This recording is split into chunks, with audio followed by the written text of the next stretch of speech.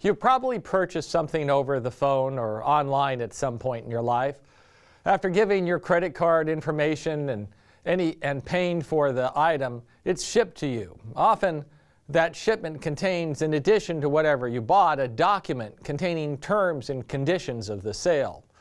Such documents often include warranty information and information about dispute resolution, such as an arbitration clause. Are you bound by the terms of that document?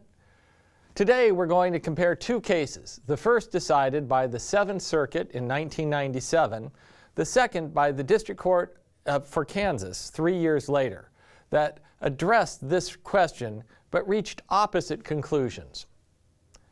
In both Hill and Klochek, the plaintiffs purchased computers from the defendant company over the phone and received shipments containing the products they'd offered. The shipments contained as well a list of terms. In Hill, those terms gave the purchaser 30 days in which to return the computer if they didn't agree to the terms, and included an arbitration clause. In Klochek, the terms declared that the purchasers retaining the computer for more than 5 days after the date of delivery constituted acceptance of the terms, and similarly included an arbitration clause.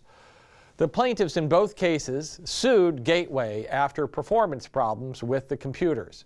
In both cases, the company claimed the plaintiffs were bound by the arbitration clause in the terms and conditions because the plaintiffs kept their computers for longer than the time period set forth in those terms and conditions.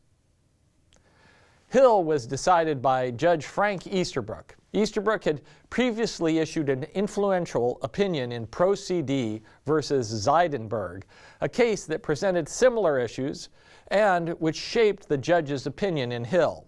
In Pro CD, Easterbrook held that terms inside a shipment of software contractually bound consumers who used the software after they had an opportunity to read the terms and reject them by returning the product.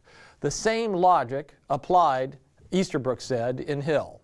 Crucial to the decision was the judge's understanding of when the contract between Hill and Gateway was actually formed. The judge denied that the contract was formed when Hill paid for the computer and Gateway delivered it, which would mean that the terms were not part of the original agreement. Instead, relying on the principle derived from UCC 2204 that a vendor as master of the offer may invite acceptance by conduct and may propose limitations on the kind of conduct that constitute acceptance, a buyer may accept by performing the acts the vendor proposes to treat as acceptance. Easterbrook concluded that Gateway invited Hill to accept by keeping the computer after receiving the terms and conditions. The arbitration clause was thus part of the contract and bound the plaintiffs. It didn't matter that the plaintiffs didn't read the terms because they had the opportunity and responsibility to do so. The District Court of Kansas disagreed. It explicitly rejected Hill when it decided Klochek versus Gateway.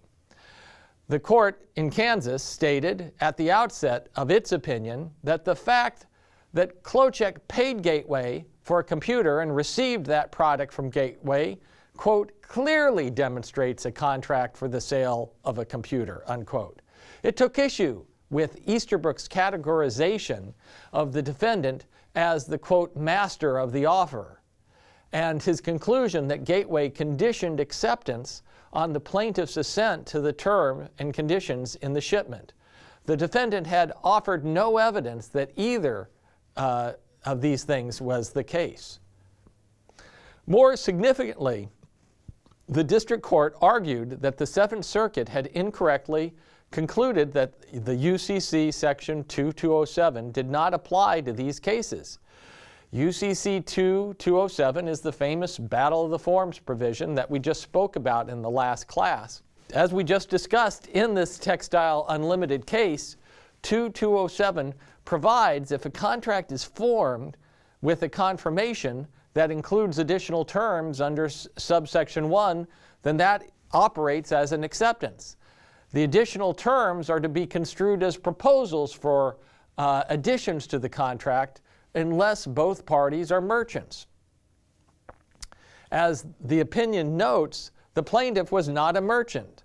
So under Kansas interpretation of the UCC, and this is the UCC section 2207, if either party is not a merchant, the additional terms are proposals for additions to the contract and do not become part of the contract unless the original offeror expressly agrees.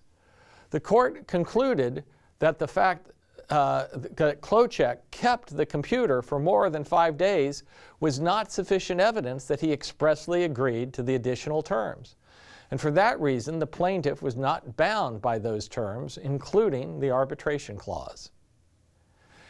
Easterbrook provided policy justifications for his holding, asserting that writing provides benefits for both sides of commercial transaction. Customers as a group are better off when vendors skip costly and ineffectual steps such as telephone recitations and use instead a simple approve or return device. It's probably true that consumers would not want to sit through an over-the-phone recitation of pages of terms and conditions before completing a purchase, but is Easterbrook fair to suggest these are the only options? A footnote in Klochek offered another possibility. It said, quote, "The court is mindful of the practical considerations which are involved in commercial transactions, but it's not unreasonable for a vendor to clearly communicate to a buyer at the time of sale either the complete terms of the sale or the fact that the vendor will propose additional terms as a condition of sale, if that be the case. What if the gateway representative on the phone call at which the purchase took place simply informed the consumer that the forthcoming computer shipment would contain important terms and conditions that Gateway considered a part of the contract? These cases provide a good introduction to the concept of the rolling contract. Such contracts are formed over time, with one party providing terms in batches, some before a given item is ordered and others later. But often the latter batch of terms are unlikely to be read and will be accepted by conduct. Is it fair to make increasing use of such contracts when the offeror is aware the terms probably will never be seen or understood?